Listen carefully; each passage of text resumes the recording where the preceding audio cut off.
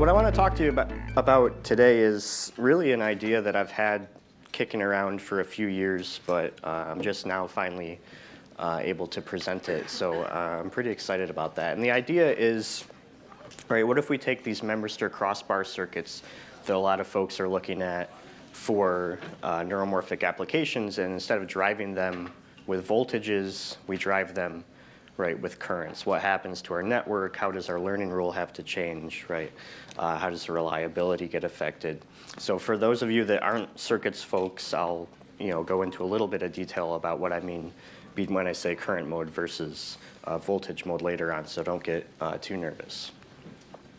So we'll take a quick look at some of the background and motivation for the work, and then we'll sort of dive into what is the difference between a current mode design and a voltage mode design when we're talking about Memristor crossbars, and I think it's pretty straightforward. And then we'll look at some experiments that we did with just the MNIST data set and wrap up with some conclusions and future work. So, unless you've been sort of living under a rock, I think for the last 10 years, you've probably at least heard the term Memristor. So there's been this huge sort of explosion of research, really since about 2008 or so, on thinking of innovative ways that we can take two-terminal resistive devices, or Memristors, and create very low power or very energy efficient neuromorphic computing systems from them.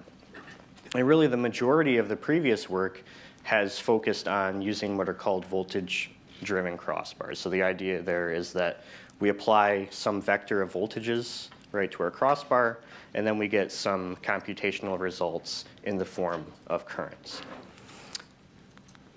So there are a few issues or drawbacks in general with voltage mode designs, or voltage mode neurons that would be driving these Memristor crossbars, right? One is that if we're trying to drive a very highly conductive crossbar, right, we might have crossbars that are 128 by 128 or possibly larger, right, and each of the conductances, right, and that array could be large, so their parallel, right, combination is even larger. Then we have a huge loading effect on our neuron circuit. So it's really going to degrade, right, the output swing of our neuron. And essentially, the neuron's output range is going to start to depend nonlinearly on the state of our Memristor crossbar, which basically means that now we have a neural network where the neuron output depends on the state of the weights that it's driving. Okay, so that doesn't make much sense. We also have this issue of communicating voltages across long distances, right, where we have this sort of IR drop across routing paths. So that's going to affect our signal to noise ratio, right, and maybe give us some reliability issues. So I'm not the first to notice these things, so there's a lot of solutions out there already. The most common is basically using a 1T, 1R kind of device configuration where instead of reading your Memristors by applying voltages right across their two terminals, you instead read them by applying a voltage right to the gate of a transistor. So now you don't have this sort of huge resistive loading effect on your neurons. And we can also look at things like maybe all or nothing sort of signaling, like spiky neural networks. So this is also a huge area. But what I'm interested in is, what if we look to current mode design, right? And what if we think about driving Memristor crossbars with currents? What would that do to our circuit and to our neural network? So there are a few advantages that we know about in current mode design, right? So they offer typically better input-output swing, right? We have some reduced loading issues depending on the exact circuit configuration.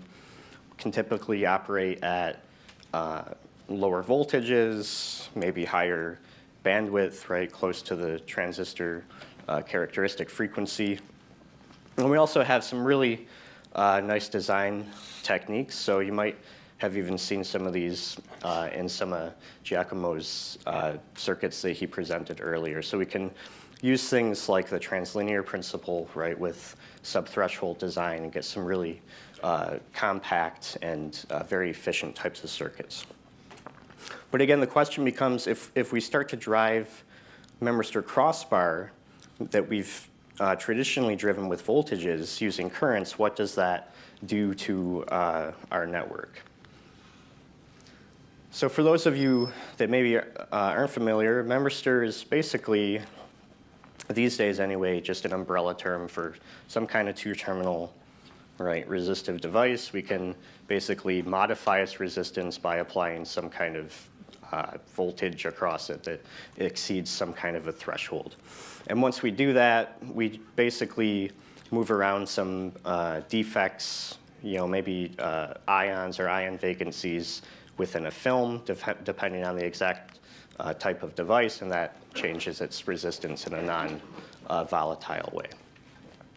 So just because of Ohm's law, we can use this device as a weight, right, in a neural network, or to implement a weight in a neural network, because we're storing, right, a weight value as basically a conductance, and we can compute the product of that weight, right, with an input, just again by virtue of Ohm's law. So if we look at how these memristors get integrated into sort of the traditional, or I guess it's not old enough to be traditional, but conventional, right, voltage mode way of doing things, we basically have two sets of orthogonal wires, okay, and at each cross point we have sandwiched between those wires one of these resistive devices, one of these memristors. And so if we apply a vector of voltages, right, to the columns of that matrix, then at the output we get a vector of currents. And that vector of currents represents the matrix vector product of these conductances, okay, and these voltages. So if we think about this as a weight matrix now, we can basically define our weight as just each individual conductance, maybe divided by some maximum conductance value. Okay, and so our weights are going to range from, say, some small minimum to maximum conductance ratio up to a value of 1. Okay, so if G is small, then we can get something like weights between 0 and 1. Now, if we sort of scrap this idea, and now we're driving our crossbar with currents, so what's going to happen here, if any of you remember Kirchhoff's current law from basically first day of circuits class, right, you're going to have division of your current across all of the memristors, right, within a particular column.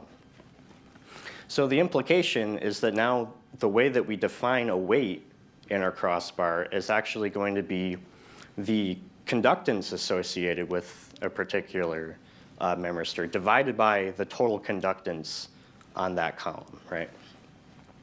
And so, we got to be careful. We want to make sure that our maximum driving current doesn't actually change the resistive state of our memristors. So we need to make sure our maximum current is less than, right, the threshold voltage times all these conductances. But the implication of this, or one of the implications of this, is that the range of weights that we can get in our crossbar now becomes a little bit limited, right? So if we want to have, say, a small weight in our crossbar, then that means we have to make the conductance of one particular memristor small compared to the sum of all of the conductances in a column. Vice versa, if we want to make a weight large, we have to make the conductance, right, large compared to the sum of all of the conductances in the column.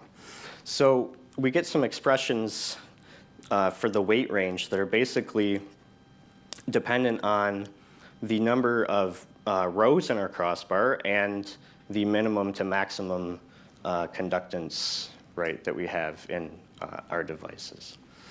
And so if we look at sort of a plot of how this range varies over G and M, we see that for a given M values, or in other words, for a given number of rows in our crossbar, the range approaches something like 0 to 1 as this G value, right? This minimum to maximum conductance ratio gets very large.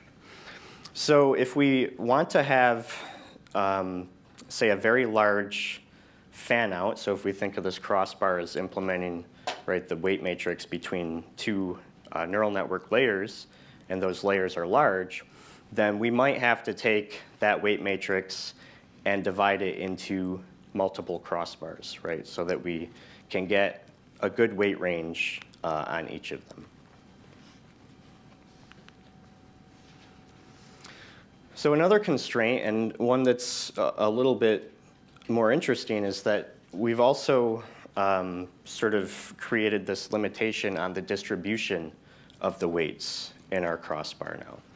So just by the way that we define the weights, right, because the current driving a particular column gets divided among all of these rows, so the weights on a particular column have to add up to 1.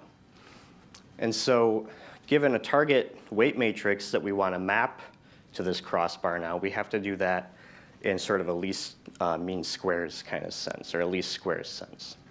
So we can set this up as just a constrained optimization problem, right? We want to sort of minimize the squared error of what we map to the crossbar, right, with respect to our target weights. We have two constraints. So one is that the weights in a column have to add up to 1. And another constraint is that, obviously each weight within one of these columns has to fall within the minimum and maximum range. Okay. So if we solve this using something like Lagrange multipliers, we basically get a pretty simple expression for how we can derive weights given a target weight, and then based on that, we can basically generate, what conductance values we need, given those weights.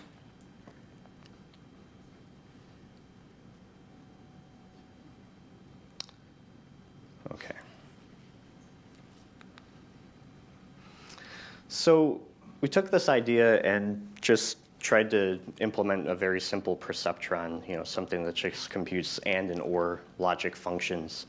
And we compared what we get in the voltage mode crossbar case, where the crossbar is representing, right, this weight matrix, essentially, and the current mode case. And what we found is that, in the current mode case doesn't do very well. And the reason is because we have these restrictions on the weight distribution. So if you look at the target and the current mode weights, so these are the ones, right, that we would like to have, and these are the ones that we can have on our crossbar given our optimization problem or optimization results. We find that anywhere that we have two weights, right, in a particular column that have to be the same, we can't quite match those.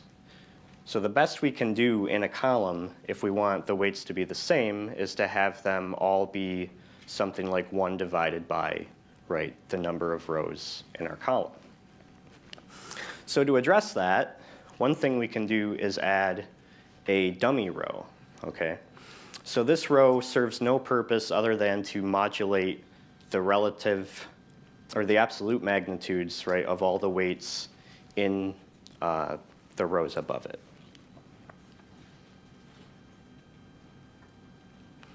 So now if we set up same optimization problem, technical difficulties here, okay.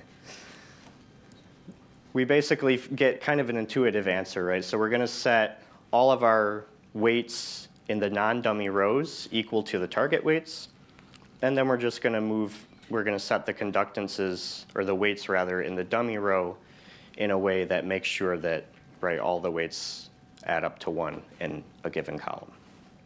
Okay. So the only problem with this approach is that we may run into a situation where the sum of our target weights adds up to something greater than 1.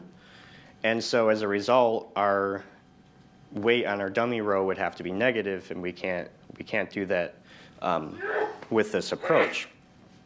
So the other thing we can do is we can set a constraint on the target weights themselves, right, to make sure that they always fall within a nice range that's going to be mappable to the crossbar.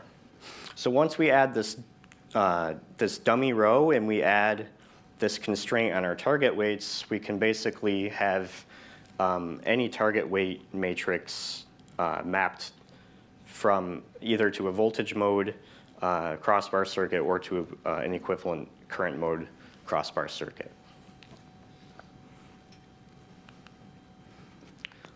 Well, we'd also like to have negative weights, right? Most neural networks need to have positive and negative weights. So the nice thing about this approach is that we can actually get negative weights without adding more memristors. So in the voltage mode technique, what people usually do is they'll have one set of memristors for a positive component of their weights. They'll have one set of memristors for the negative component of their weights. And we can do that for sure in the current mode crossbar, but we don't need to because we know how much current is coming out of our presynaptic neuron. So we can just take a fraction of that current and subtract it from the input of the postsynaptic neuron. And so now we get an equivalent weight that looks something like the original weight minus some threshold value. And that threshold or that subtraction factor would probably be something like the average of our target weights. So with all of that, we can do neuromorphic computing with off-chip learning, without any issues, as far as algorithmically without any issues. Of course, there's a whole bunch of circuit design challenges as well. But really, we'd like to do our training on chip because it tends to be much more robust, and then we can do things like real-time learning that's required for a lot of applications. So we need to figure out how we can do on-chip learning with this new definition of our weight. And so the way we can derive this is just using the sort of standard gradient descent technique. So we look at how we should update our conductance as a function of the gradient of our error function, with respect to that conductance. And so the key thing here is that we have to consider that when we change one conductance value in our crossbar, that's going to modify not just the weight associated with that conductance, but the weights associated with the entire column. So we have to look at the sum of the effects over that entire column. And so if we expand out this, we get this big, messy, sort of piecewise expression. But it can be shown that it simplifies to something that's pretty intuitive, where all of the non-dummy rows basically get updated using the normal backprop delta rule. And then the dummy row gets updated according to sort of the average update of all of the other rows. So that's kind of a nice result, and I think it's fairly intuitive, actually. And so if we look at training just the simple and/or perceptron, it seems to work pretty well. But to do something a little more substantial, we go for just a 3-layer, multi-layer perceptron network and experiment on MNIST. So in this case, I've used the minimum and maximum conductance values from a silver chalcogenide device. So G on to G off is about 2 orders of magnitude, or G min to G max rather. So we have 49 inputs, 50 hidden units, 10 outputs, and just sort of standard sigmoid activation functions.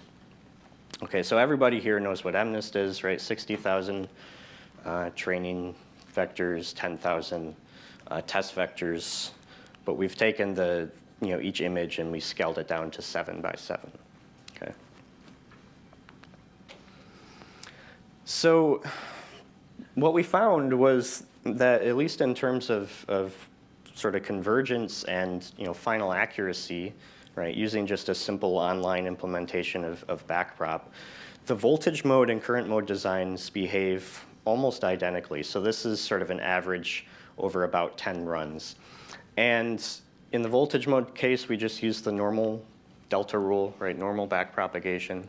And in the current mode case, we used the rule that we derived, right, using our new definition of the weights.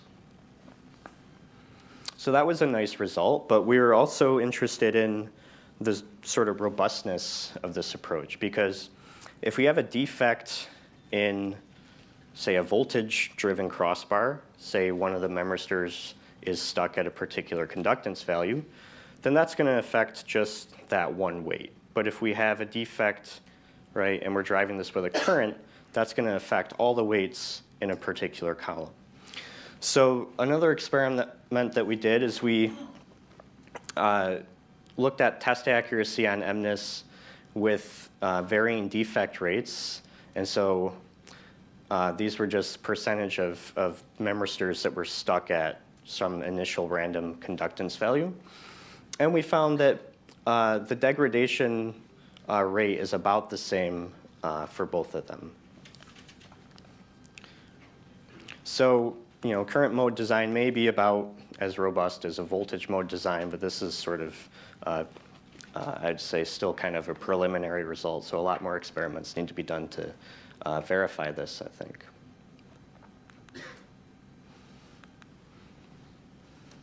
So I think the main conclusion is, right, this wasn't really a circuit heavy paper. This was more, looking at current mode crossbars conceptually.